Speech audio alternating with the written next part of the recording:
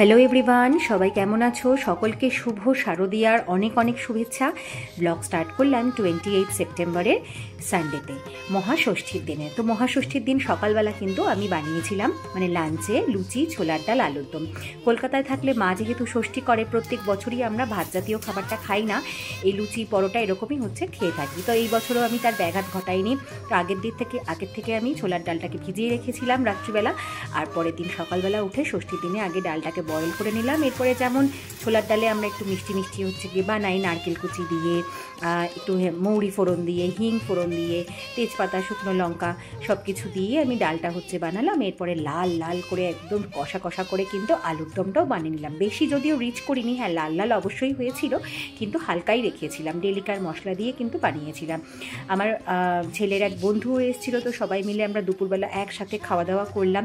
ওদেরকে খাবার দিতে গিয়ে ভেতরে কিচেনে এসে একটা আশ্চর্যদায়ক ঘটনা দেখলাম। সেটা হচ্ছে লাইফে ফার্স্ট টাইম আমার নতুন এক্সপিরিয়েন্স হলো, দিব্যেন্দু নিজে হাতে লুচি ভেজে একদম বড় বড় বলের মতন করে লুচি ভাজছে। আমি তো জাস্ট অবাক হয়ে গেছি যে কি দেখছি আমি এটা। যাই হোক, তারপরে তো দিব্যেন্দুকে ভেজে দিলাম, আমিও একসাথে হচ্ছে গিয়ে, ও আর আমি দুজনে মিলে কিন্তু একসাথে মহাষষ্ঠীর হচ্ছে গিয়ে খাবার খেলাম। ভীষণ ভালো দিনটা কাটিয়েছি।